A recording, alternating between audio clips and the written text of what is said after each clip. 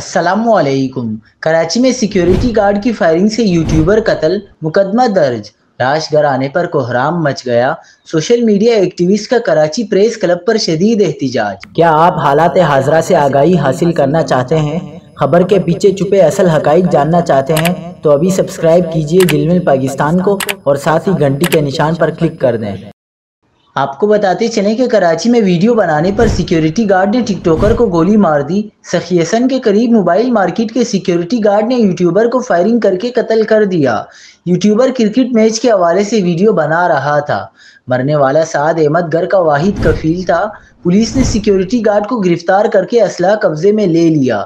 Security guard نے video بنانے سے منع کیا تھا اور نہ ماننے پر اس نے سعد احمد کو قریب سے گولی مار دی، جو موقع پر ہی جاں بحق ہو گیا۔